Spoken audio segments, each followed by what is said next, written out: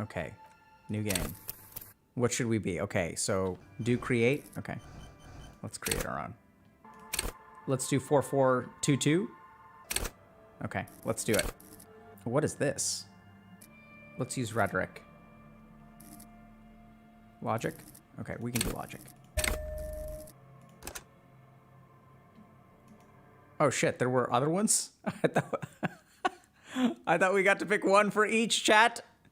Begin. There is nothing. Only warm primordial blackness. Ancient reptilian brain, maybe also known as our brain stem. We'll teach a little neuroanatomy. So our brain stem is the part of our brain that's situated back here. Governs like basic functions, like respiration, sleep, and wakefulness. An awareness creeps up on you. Oh, this is cool. Limbic system. So the limbic system is our emotional circuit. So usually we think of things like the hippocampus, the amygdala as part of the limbic system. And so this is like where we experience emotions, memory, and learning, which are very tightly bound. So it's kind of interesting, right? Because sometimes our emotions will keep us from becoming aware of things. So if we think about the fundamental concept of psychological defense mechanisms, that's oftentimes we'll experience an emotion that will then control our like logical or intellectual mind, but it's actually to protect us from something inside. So we're gonna ignore the warnings of our limbic system. Ex-love. There's this giant ball there, and the evil apes are juking it out on the ball. Sounds like this is Earth. You have to beat the other evil apes in the face, or you lose. So that's kind of interesting because I think that the sense of competition can also be quite limbic, right? So what I would do is like, okay, this is gonna sound weird, but y'all wanna get into this because this is super interesting. So it's important to remember that your limbic system is sort of telling you, right? Oh, you have to fight against the other apes or you will lose. And so what we wanna do is like, even if you look at the way that the game designers made this game, they said, that's sad, or that sounds like something I would wanna do. So are you competitive or are you like collaborative? But the key thing to remember is that the limbic system is not honest, right? This is a premise that the limbic system is creating. This idea of face the evil apes or lose is actually like a wrong premise that's created by the limbic system. Sometimes our mind creates this circumstance in order for us to act, but we don't question the foundation of the choice that we're given. And interestingly enough, the more that the limbic system dictates things to you, the worse off you're gonna be. So if you're getting bullied by your friends, like your mind may tell you things like, oh, if you stand up for yourself, they're not gonna be your friend anymore. So you've got two choices. Either you continue to get bullied and you have friends, or you stand up for yourself and you won't have friends. But the limbic system is not very good at creating these premises in a fair manner.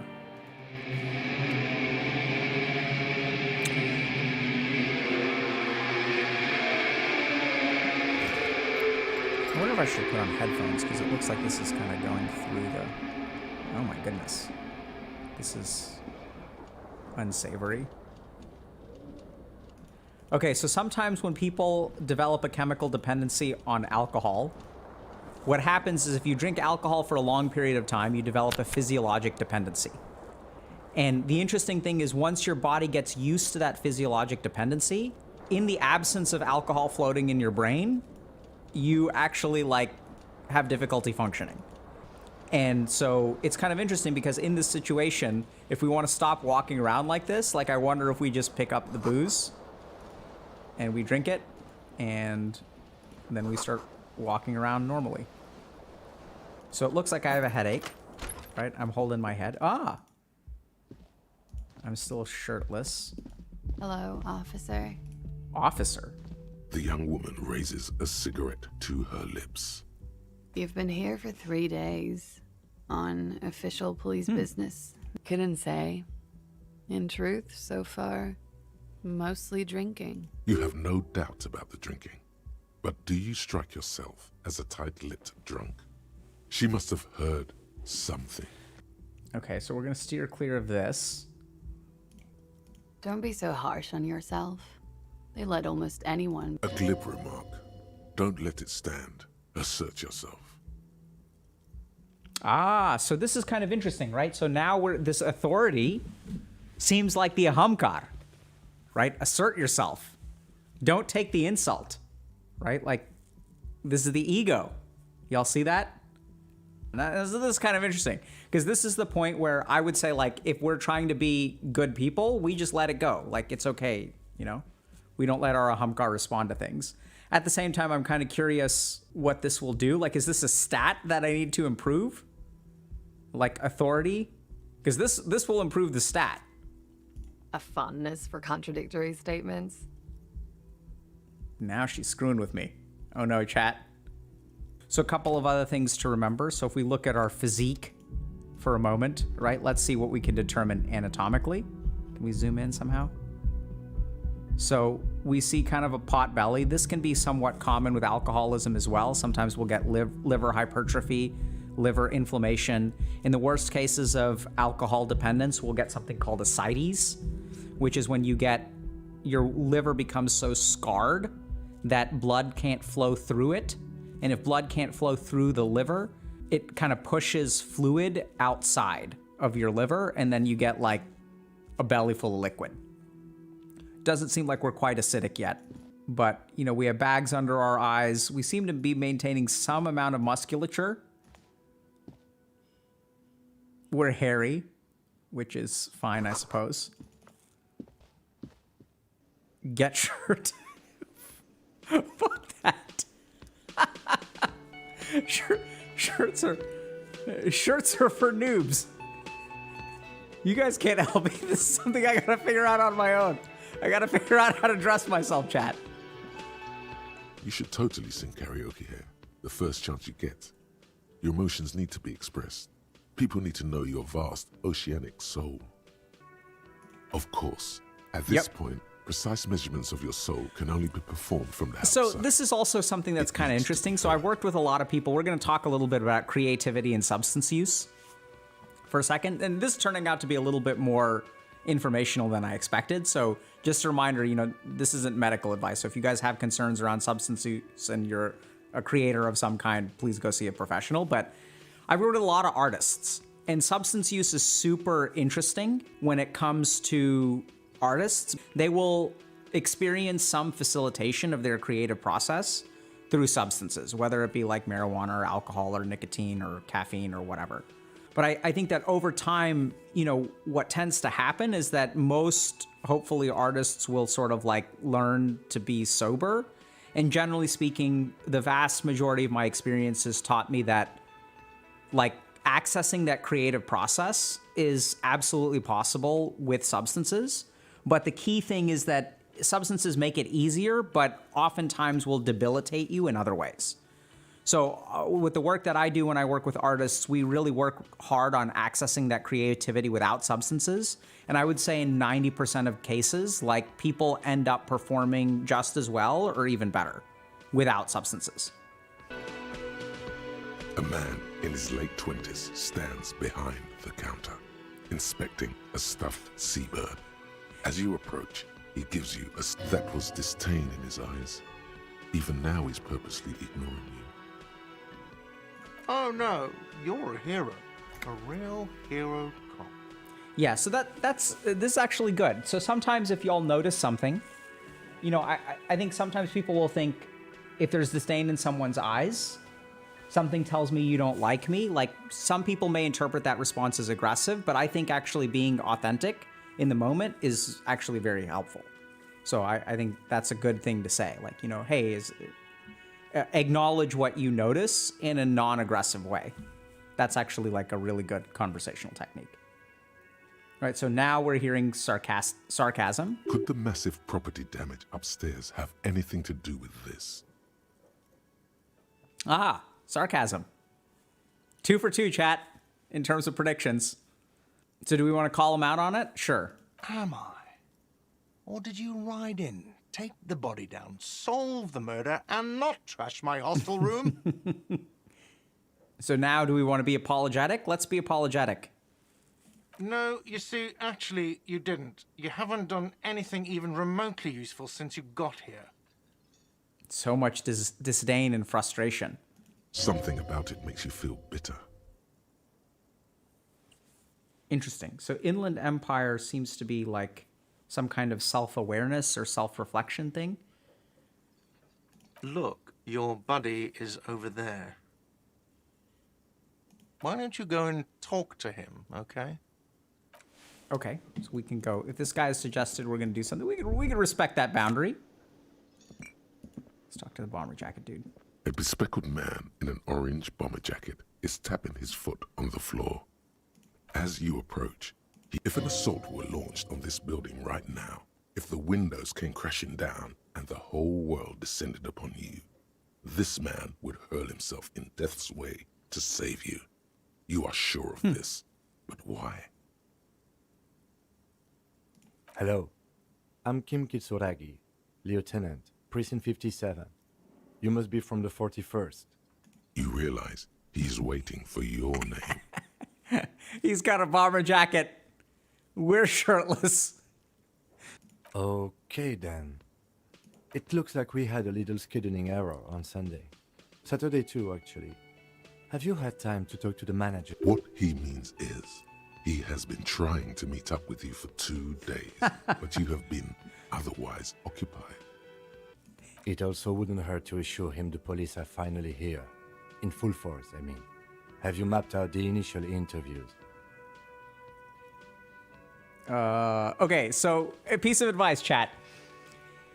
You know, I know a lot of people say fake it till you make it. I don't tend to be a big fan of that.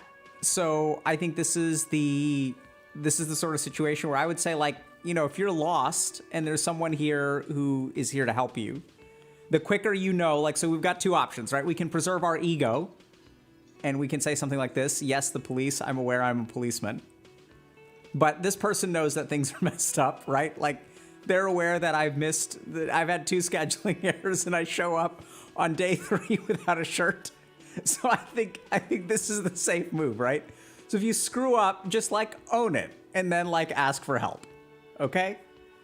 Life advice through Disco Elysium. Okay, we'll have time for that after we take a look at the coroner's case. Fair enough. Have you removed the dead body from the tree? So, the body... This is the first time you detect a weariness in the lieutenant's voice. It is obvious he would have preferred for the body to no longer... Where it has been hanging for 7 days straight. We should go there as soon as we are done talking to the owner. Okay. He's getting exasperated, so maybe we don't want to ask this. Let's just Up to get you, going. officer. So another thing. So when you ask for help, if people are kind of getting exasperated with you, like, just, you know, he's given us 2 tasks to do. So rather than like unloading more, hey, I don't remember who I If you're am. about to embark on an investigation, shouldn't you have a badge? You mean you don't have a badge? The man with the unimpressive beard notices you. Mr. Garte, right? Yes. I am Kim Kitsuragi from Precinct 57. This is an inter-district investigation, so joining me from Precinct 41... What do y'all think? Let's go with this one. Are you kidding me? Right. Now, I know it took us a while to arrive at the scene. It also took you a while to call us and report the dead body. It was you who placed the call, yes? This is actually a good conversational technique as well, like sort of acknowledging, right, when you screwed up, hey, it took us a while to get here. And at the same time, it took you a while to call us. Okay, let's try asking questions. His face expresses profound doubt in your having this. Behind this building, there's a courtyard. They hoisted him up on a tree there. She went away because none of your business. Have they not been telling you you're a cop? Yeah, let's do it. Let's do it. Okay, you got me. She went away because of the dead body out back. +5 XP, chat. Because I asked for her number. That's why Sylvie went away. I hope you appreciate Oh it. no. Cafeteria manager. Mixing work and pleasure. This isn't good. So when you are a cafeteria manager who spends their time doing taxidermy and you're attracted to a female employee of yours, the correct move is not to ask for her number. That is bad. We do not do those sorts of things, chat. Thank you. There's a Sanskrit phrase for this, actually. It's called shitting where you eat. I don't know if you've learned that yet. Have you all learned that Sanskrit? Taylor's like, I don't think I need to write that one down. I asked an employee out. She didn't want to come, but felt obliged to. It was a bad idea. Somewhat. Now, See, what is he's the so one getting goddamn XP. fascinating about that for you? It's got nothing to do with the lynching. So this is the kind of thing where, like, if someone's demonstrating, like, a boundary, right? So, like, maybe I do need to know, but we don't want to share our personal political views in interviews, so we're not going to do this one. This is okay. This is sort of vague and maybe even a little bit threatening. This implies and feeds into our sense of incompetence. And this is kind of apologetic and nice and respecting boundaries. Forget it. That's good. But there is a timetable for this investigation, dictated to us by the stages of decomposition. Let's go. Shirt? Chat? Summer door closed for winter. Ooh, if it's winter, maybe we should go grab a shirt. We don't have to put it on. A mirror hangs above a bent and broken sink. In a fierce discharge of masculine energy, some hot water sprays from the base and steam. Suddenly, you realize you have no memory of the face that awaits you there, underneath the soft vapor. As you slowly abort, you clearly have not thought this through. You won't like what you see there, and you will never unbecome it. This is disturbing. Have y'all played Planescape Torment? This reminds me of Planescape Torment, actually. Yeah, it was inspired by it? Oh, interesting. Behold, you have no idea who this thing is, do you? Let's talk about the face of a late-stage alcoholic. Specifically, the veins on the nose, which are oftentimes spider angiomas, are sometimes developed in late-stage alcoholism where you have cirrhosis of the liver. When you have cirrhosis of the liver doesn't make proper, rusty here, I think clotting factors. And so you start to get spider angiomas, which are capillaries. So this is the face of a late-stage alcoholic. Too late. You clearly have rigor mortis on your face. Oh, wait. Is that an expression? Are you trying to make an expression with that? Please stop. It's horrible. You can't, can you? It's like it's not even voluntary anymore. You've worn that grin into your... What does it even mean? What is the emotion you're trying to convey?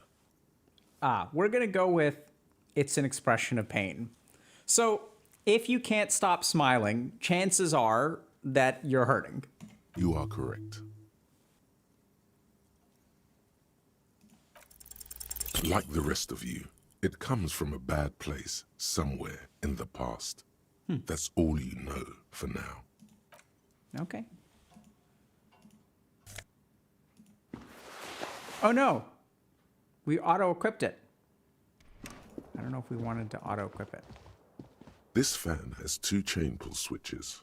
One ends in a time, or has it been consigned there as punishment? You feel as though this creature is your friend and wants to reattach itself to your neck so that you may continue your adventures together in this strange world. Okay, so we're going to go ahead and pull on the fan first because our physical skill seems to be low. The blades come squeaking to a halt. It should be easier to reach Nice. the tie now. You swoop up and catch the tie. Snap. It's released from the blade. What you have in your hand is a fantastically colorful tie. If it's your friend, why was it up there? Who ties their friend to a ceiling fan? Maybe this thing is dangerous somehow. So I don't know if you guys are familiar. Have y'all seen Bryan Charnley's self-portraits? Do y'all know about this? Okay, hold on. This is actually really cool. It's a little bit disturbing, but it's very cool. So back when I was in medical school, the chief resident at Tufts was a guy that I really respected, and he gave the single best lecture I had ever received in medical school. And his lecture was about psychotic disorders, and it was about Bryan Charnley. So what he showed us was a set of self-portraits that were drawn by someone who went off of their medication and then would like basically make self-portraits. This person, I think, was diagnosed with some kind of psychotic disorder.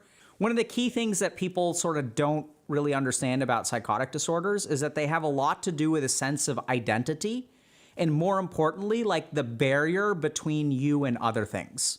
So our brain has this part, there's a part of our brains essentially that are constantly assessing stimuli. And what they do is they tell us whether that stimuli is relevant or not relevant. So this is where in a normal person, if you're walking down the street and someone, let's say there's a car parked on the street and then the car turns on and drives away, our brain essentially decides that that is an innocuous stimulus. That's nothing to worry about. Like it's just, people are going about their day. But what happens in people who have psychotic disorders is the barrier between you and stimuli in the outside world gets way, way smaller. So what starts to happen is people who have psychotic disorders, when they see that person drive away, they'll start to think this has something to do with me.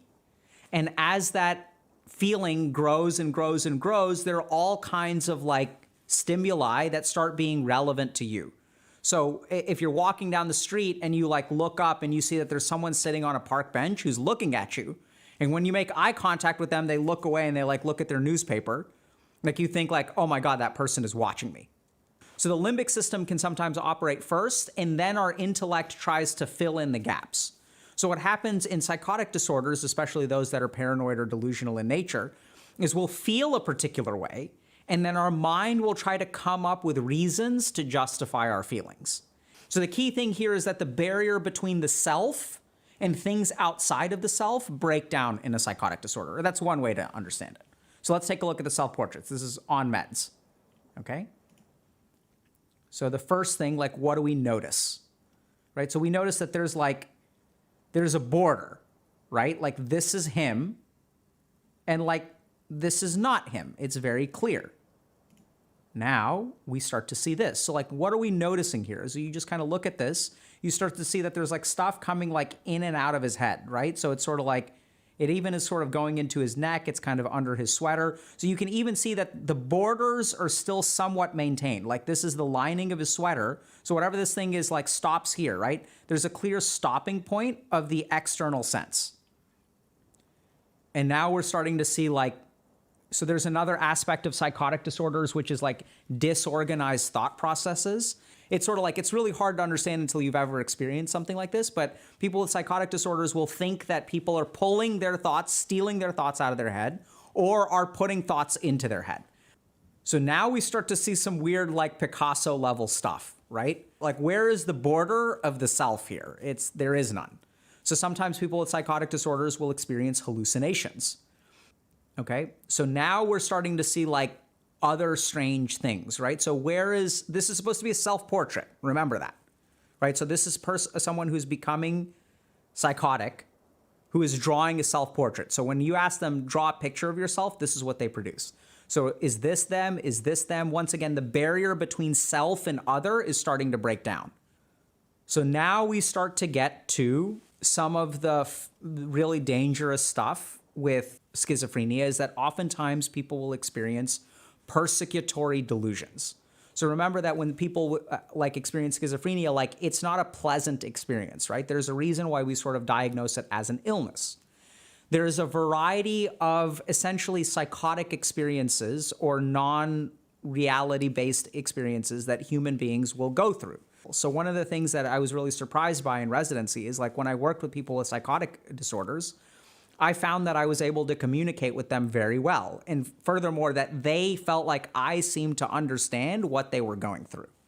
And part of the reason for that, I honestly believe, is because of some of the spiritual experiences that I had. So the key thing here is that at some point, oftentimes people with psychosis will start to experience some amount of persecution or danger, right? It's like the mafia, the FBI, things like that. And so if we go back, if we compare to this one, remember this is early on. This is April. And so there's starting to be some influence, but the barrier is still intact.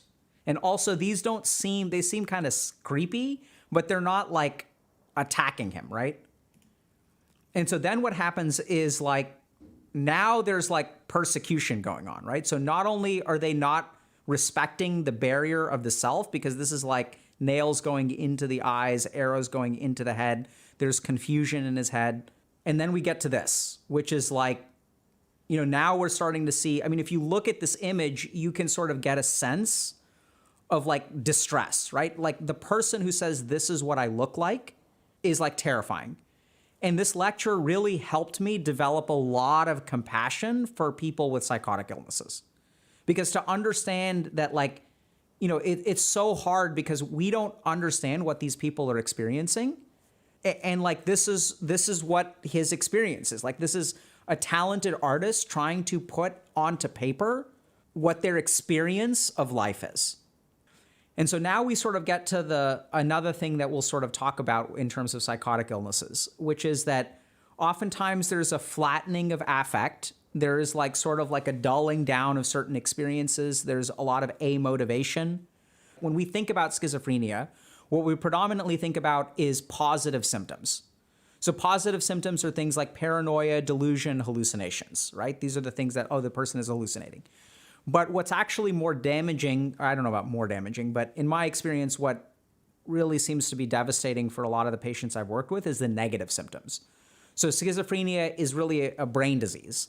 And so what it does is it starts to affect like motivation. It starts to affect the experience and expression of emotion.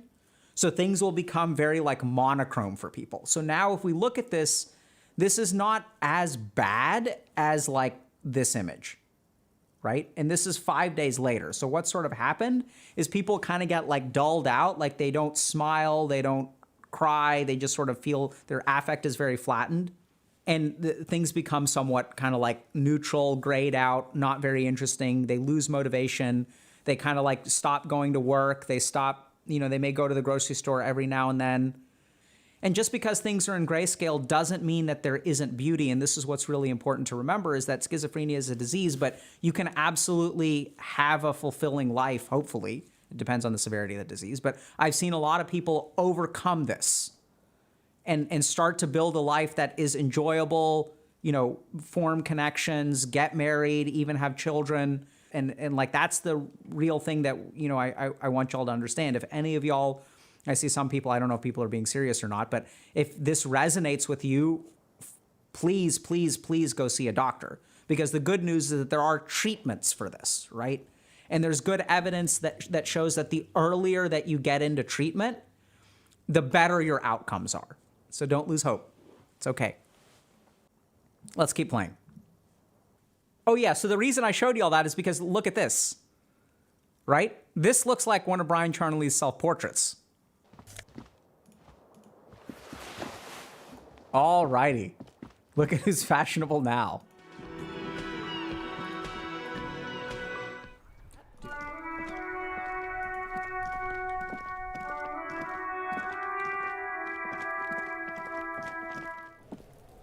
The corpse looks at you with bulging white eyes. You seem to be holding your breath. Active decay. It's okay to throw up, officer. No one is judging. He's about to blow! Cop's gonna blow, Cuno! This is a white check. You may retry it. The smell is repulsive. It pushes in from your mouth.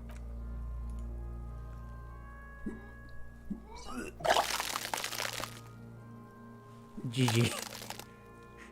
It's okay. Happens to everyone. Keep it. The hangover is clearly making this worse for you. You could use some ammonia to clear your head. There is Frittte nearby, east of the hostel. They usually have a small apothecary. If they don't, there's a greenhouse here, and a gardener with a wheelbarrow on the corner of the whirling in rags. If she works here...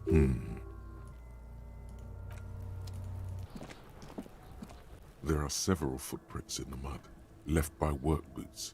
Anywhere from 6 to 12 pairs have walked here. Maybe more than 12. No, 8 pairs of boots have shuffled back and forth in the mud. 1. Standard work boot. This is cool. Steel reinforced toes, number 46. 7. The glowing outline of a standard work boot, number 46. But the imprints are twice as deep as the others. The weight exceeds 200 kilograms. 8. And yet another standard work boot, number 44. There's an aberration in the pattern of the sole, however. The right sole is smoother, more worn. Let's think about this. What would cause the right sole to be smoother and more worn? Do y'all know, chat? Potentially a limp. So we may be looking for someone with a limp. How many? I was pretty off then. I counted 20. Do we want to be insulting? No. Do you see anything out of the ordinary? 200? Could it be the combined weight of two people, one carrying the other who's tied up? He might be right. 200 kilograms of living weight is unlikely. Could have been an extremely obese person. What else can you see? Interesting. Let's name it the odd sole. Someone operating a workbench with a pedal? Like a joiner at the harbor. He regrets it the moment he says it. I don't know why I said that. We are not looking for a drummer. We are looking for a group of dockworkers. Let's be empathic, chat. Come on. What do I think? A mob of people brought something heavy to the tree. One of them was carrying the victim. Then, after hoisting him up, they stood in a semicircle facing his direction. At first glance, Indeed. They all stood in a row here and looked at the tree. Isn't it strange to have your assumptions confirmed like this? This is what someone whispering suggestions in your ear would like you to feel. Ah, a little bit of a touch of the paranoia, right? The questioning. What's Kim's angle? This trash container is locked. The sliding lid has a padlock that says there's something in there, not necessarily connected to the case, but still. The body is downwind from here. Maybe you prefer the smell of garbage to the smell of death. trash, food waste from the cafeteria. They lock these containers to keep the derelicts from flocking in. Could be evidence too. Okay, so let's just think about this for a second. Okay, we're going to talk a little bit about amnesia, all right? So I'm going to tell y'all, do y'all know the story of HM? You guys want, y'all want another quick side tangent lecture? So there's a guy named HM. So HM had a problem with something called anterograde memory formation. So our memory involves two things. One is like recall from the past, and one is laying down new memories. For like the laying down of new memories and the recalling is like two separate things, right? So one is like reading the hard drive and one is writing to the hard drive. So HM had an anterograde memory problem, which means that he could not form new memories. So like from the up until the point of his accident, he remembered everything perfectly. So if I'm 30 years old when I get the accident and I have no anterograde memory, I remember everything prior to 30.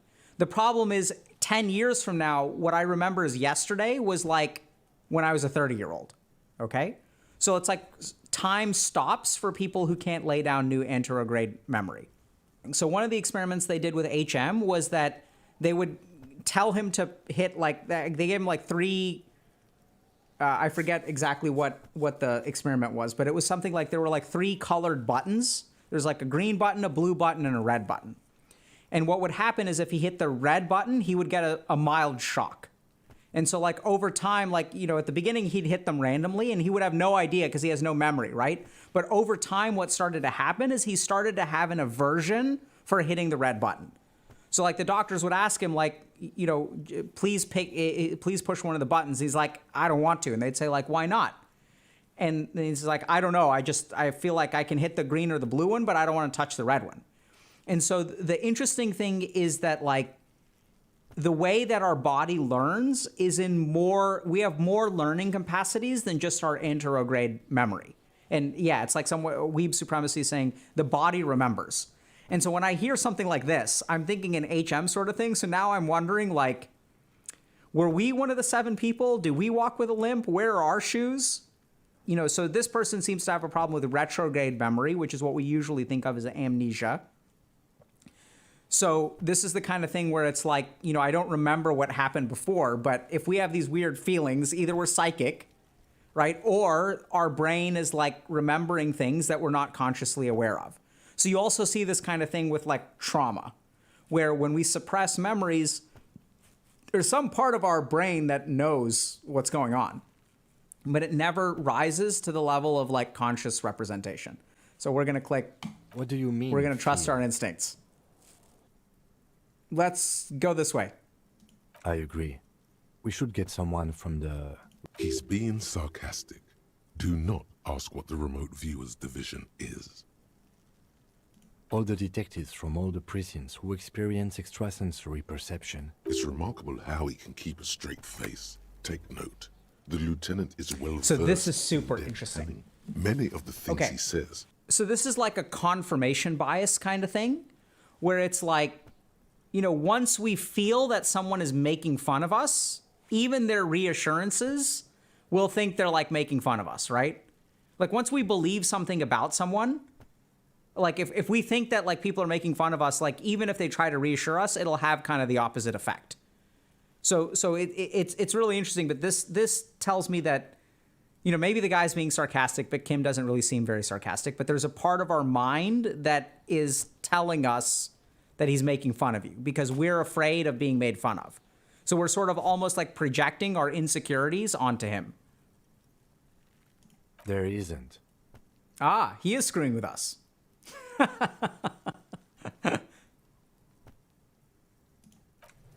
Okay. Hey, is 7.31 out, by the way? Oh, hold on a second. The RCM in Martinez. What can I help you with?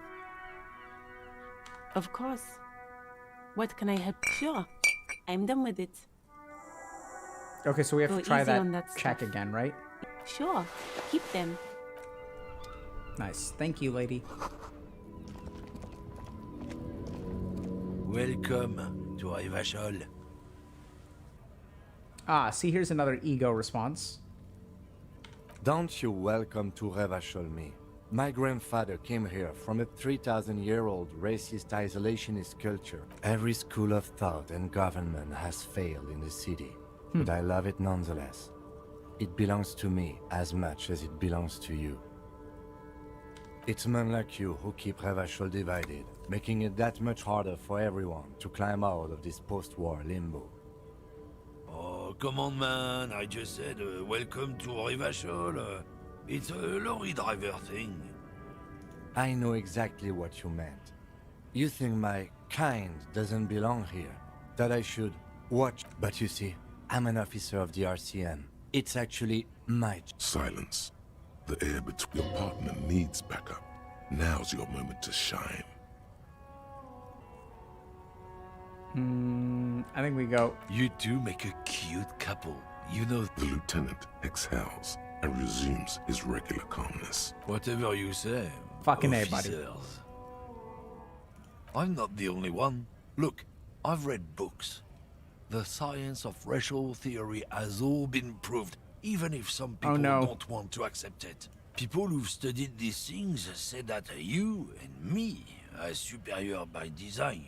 So, naturally, we Occidentals should be in charge. So the you can be a feminist and you can be like a racist who believes in eugenics and stuff? Like what on earth?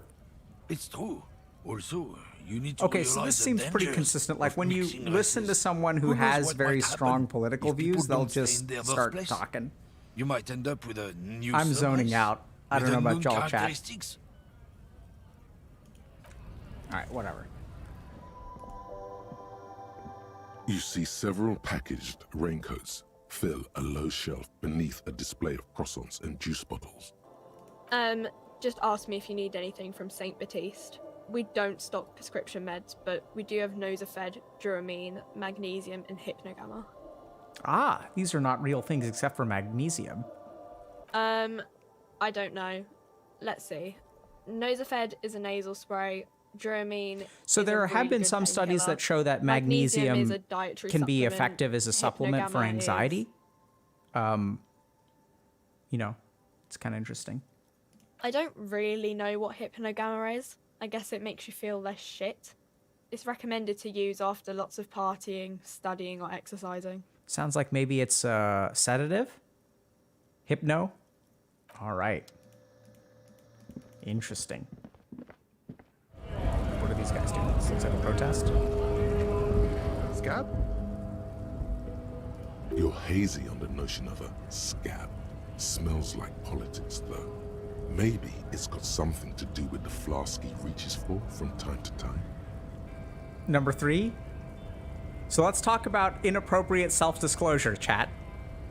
So sometimes we feel tempted to share things that are not appropriate with strangers that we just met. Number 3 is a good example of that, right? So when you're meeting someone randomly, we don't want to just tell people that we have no idea what we're doing. That's okay. I have no idea what I'm doing either. I don't even know what day it is. Don't tell me. And at the same time, sometimes an authentic self-disclosure creates a sense of connection.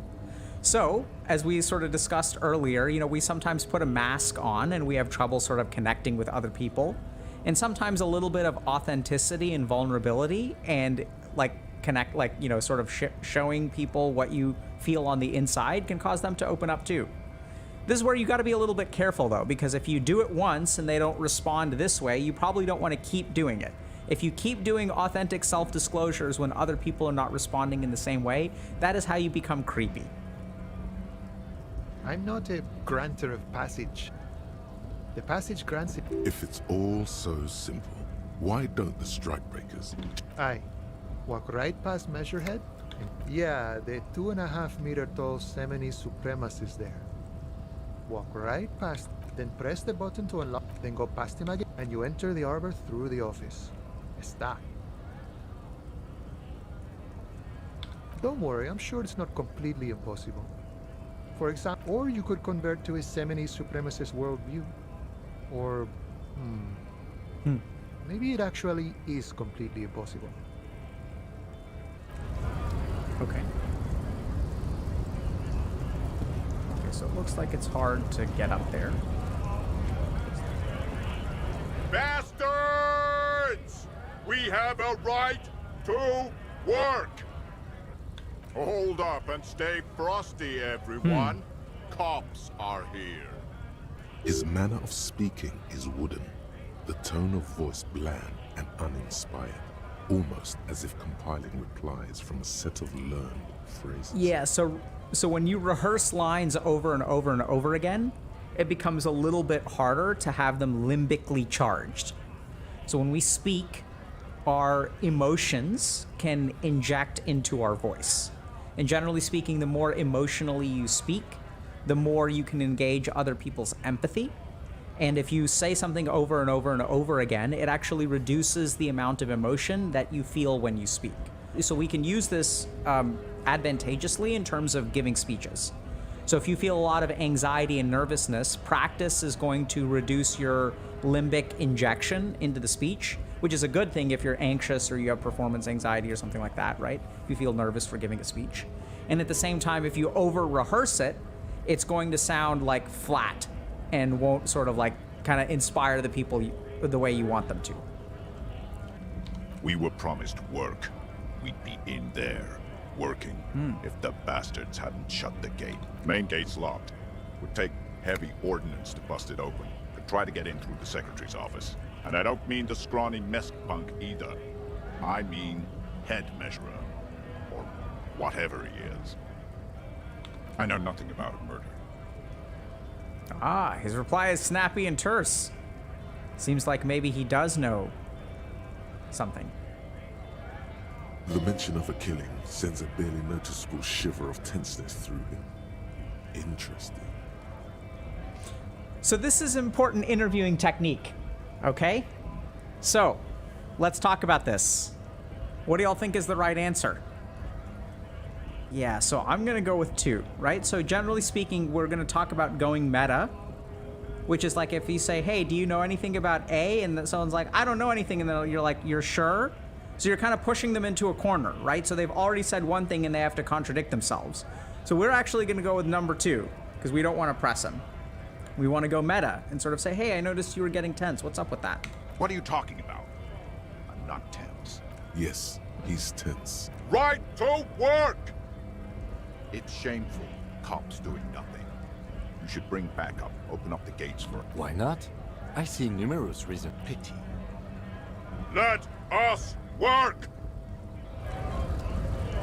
Okay.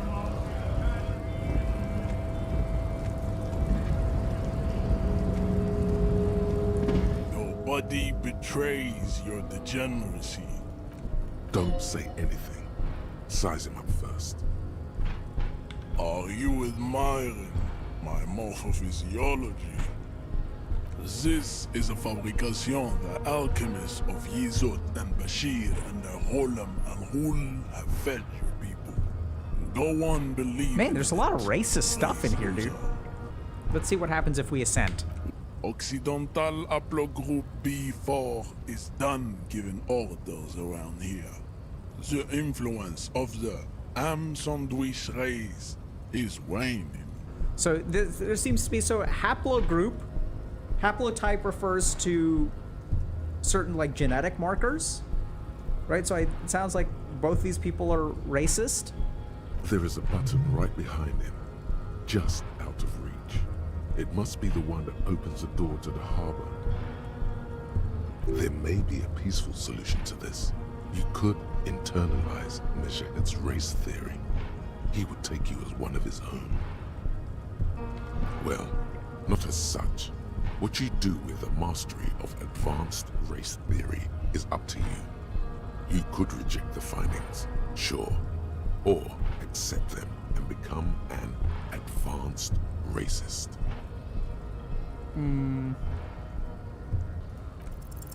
Ask what kind of races there are first. Classification is core to this stuff. Dude, this is very good from a communication standpoint. Right? So like if you want to understand people, like you start by asking questions. This is solid, actually. Do you? There are 3 categories of race. Type A, the heroic races. Type B, the servile races. Those are the Simonese, the Areopagite, and the Occidentals. Inbreeding has led to a lactose-intolerant subrace, whom know the Vespertines and Messenians of So, dude, honestly, this reminds me of like some of the weird, like dating genetics BS kind of stuff. Like, I swear, like the poor understanding of genetics and biological determinism is like so commonly aligned with people who have strong world views. It's weird. Oftentimes, like, the genetic stuff is used as a justification of collective narcissism. True. They are violent in expansion. Do y'all know about collective narcissism? I wish I knew enough about it to, like, teach about it. But some people have talked about narcissism of a community, so you can kind of look at, like... Anyway, it's not something I'm too familiar with because I tend to focus on individuals, but maybe I can read up a little bit about it. Like, it's not the kind of thing where I can just launch into a lecture like Bryan Charnley. I wouldn't be doing it justice. As proven by the Mound and the Mask, Occidental Type A is in retrograde. The Simonese and the Areopagite are on the ascent. The Areopagites are sleek, long-headed. The Simonese are powerful, mesomorphic. So, I don't know if this is a... Do y'all know what mesomorphic means? Okay, so let's talk about ectomorphs, mesomorphs, and endomorphs. Yep, bit this, right? So people made observations that there are 3 body types. Ectomorphs, which are people who are like tall and thin, or long and thin, tend to have slender figures. Mesomorphs are like of medium build and decent musculature, and endomorphs are people who are like what we call big boned. There is a correlation with these 3 body types in Ayurveda. The Ayurvedic people, so there seems to be some overlap in the observations, we should say. But the fact that this guy is talking about mesomorphs, I don't think is a point in Ayurveda's favor. Are these body types found in anything scientific? Yeah. So there are like clear observations that like we kind of know this, right? That some people have fast metabolisms. Some people are what we call big boned. So this is an accurate observation, but the underlying theory behind them, I think, is false. The revolution came to Ravachol from Garte in Saras ridden potato carts. It is literally an illness, a prion disease that leaves the parietal and frontal lobe ridden with holes. A soft sponge-like mass of dementia. Okay, y'all want to learn a little bit of medicine? And paranoia. So interestingly enough, this is actually somewhat, I think, accurate. So there's something called frontotemporal dementia, which is called Pick's disease. So it's it was coined by someone named Pick, but it's a kind of particular dementia that affects, I think, the frontal and temporal lobes and does manifest with hallucinations. So when we normally think about dementia, we think about things like Alzheimer's, right? So Alzheimer's is characterized by like memory loss and stuff like that. In some forms of dementia, you'll also get paranoia, but Pick's disease is pretty specific because people will start hallucinating. Now, the other thing to remember about prion diseases is, so Pick's disease I don't recall as specifically a prion disease, but prion diseases are actually super, super scary. So prion is a malformed protein that is dangerous because it actually causes other proteins to like misshape. Yeah, so let's analyze these concepts, and the guy's like he's not right? So we sort of figured that out already. So first is a prion disease. So we have proteins that tend to get shaped in a particular way. And then suddenly what the prion is doing is actually changing the shape of all of our proteins. Once prions start changing the shape of our proteins can't be broken down because they can't enter the trash can anymore. And now suddenly like the cell can't do anything because it's filled with this crap protein. Then the cell dies. Now what makes prions so dangerous? It's the fact that heating them doesn't necessarily cause them to break apart. So even if you have like mad cow or something and you eat the beef from mad cow, even cooking the beef to, let's say, 165 degrees of Fahrenheit or internal temperature, which is enough to kill all the bacteria, is not sufficient to denature the protein, which means that if you eat them, you can actually get a prion disease.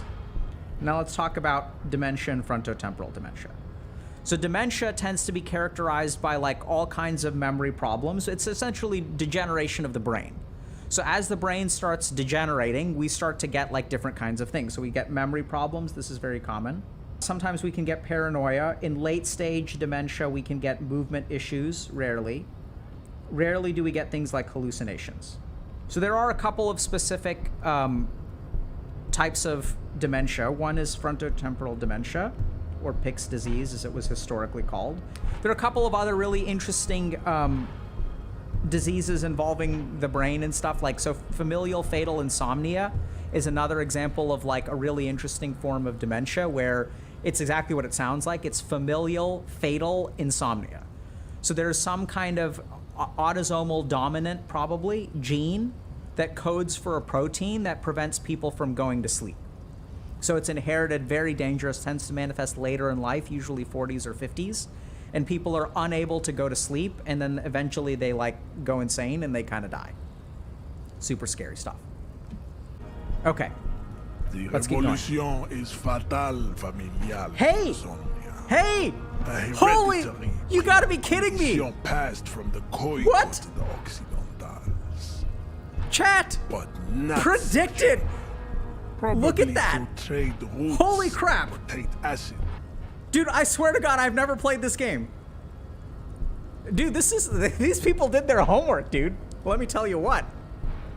The mosquito is born sterile, like a donkey.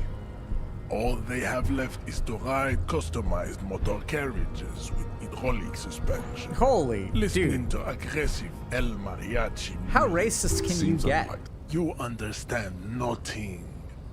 To solve the great race enigma, you have to first pseudoscientist turned Zen master, chat. What is the race enigma? Ah, you understand nothing. You have not even worded What is the race enigma? history, let alone solved it. You need to internalize what you have heard here today, then return to me. All right.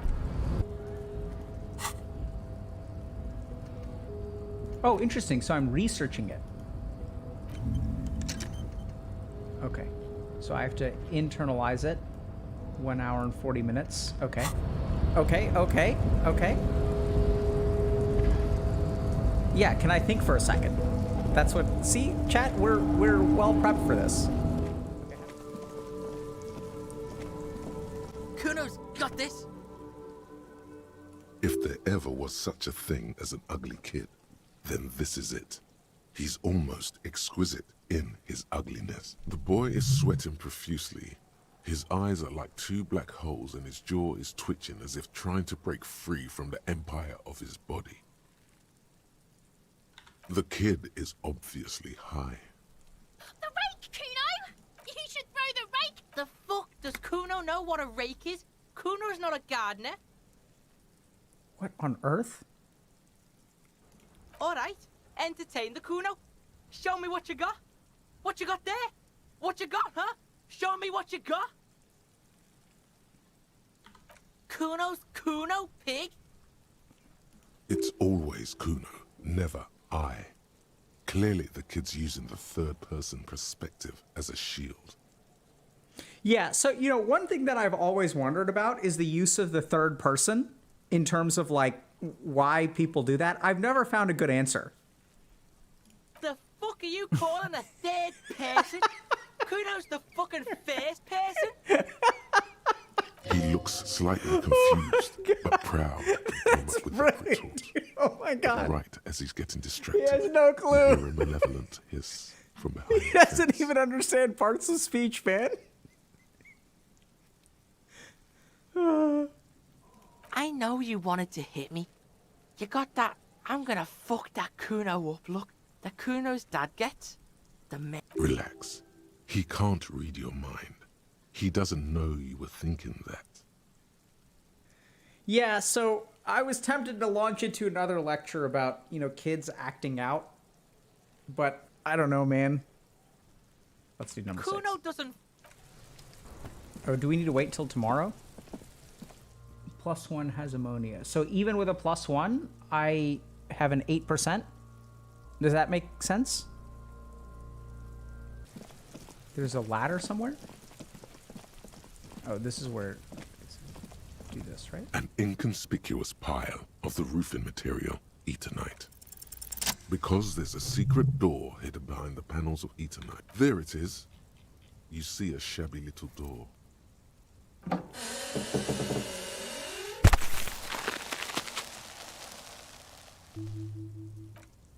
What is this then? A tool shed?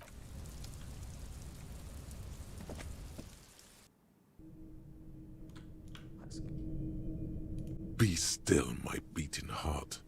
It's amphetamine. Sweet amphetamine. The lieutenant isn't studying the powder. There's a good vague way to ask where he stands on drug use. Professionally, I mean.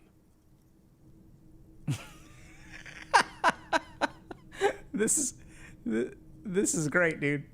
Number 3 for the memes. No, I'm just a regular detective, thank you very much. Perhaps not. This is below our pay grade. Did you see that ladder there? It's probably another way into the industrial harbor, no? A secret path. Hey, we got some real. Some hay ice. Alright. Can we go down here? The doorway is gonna collapse soon. Monies?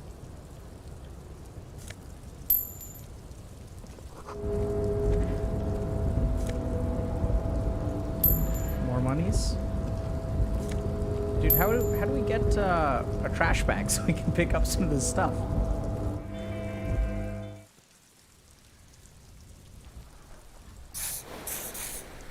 There he still is, looking. The ammonia only makes it work. The second time, not so much. When the vomiting is done, your cheeks are wet with tears. Are you okay, officer? The weight is reassuring, like a You're facing tough odds here. It's aggravated further by alcohol withdrawal. Interesting. We should go talk to the locals. Find something else to do while the wind changes. Give it half an hour. Get yourself together. Then come back and have...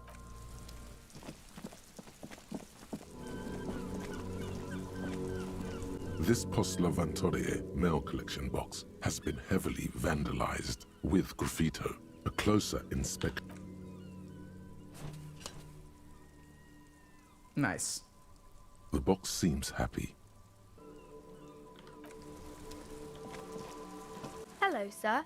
Step right in. The store is open. Are you interested in a new and exciting book? It's a bookstore, sir. We sell books, Ooh, board postcards, games. and some board games. That is a book. They have stories inside them. It's like someone told you. A postcard is a small cardboard picture. You can write a few words on the other side. Board games are like little games on a table, made to pass the time. Dude, these are excellent there are answers. Several different ones, but sailors here mostly buy cards. My pleasure. Anything else you'd like to know? Okay, sir. I'll try to answer any questions you have. My name is Annette, sir. My mum, her name is Plaisance. She owns the store. She's inside minding the register or organising the stock. Feel free to step in and browse our wares. I'm signalling that the store is open. Otherwise, people might not know. They'd miss out on the crime, romance, and biographies of famous people. This is sad, dude. A sudden gush of wind turns the pages of the books on the counters. She covers her face, smiling. But she's cold. All right.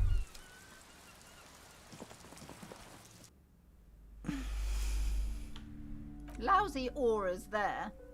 No, role-playing games are popular among those types. You know, who are into those kind of things. Personally, I don't like it. What is she Not talking at about? all. She talking about us, chat? Okay. Advanced race theory. All right, chat. We're gonna save. And we gotta bounce.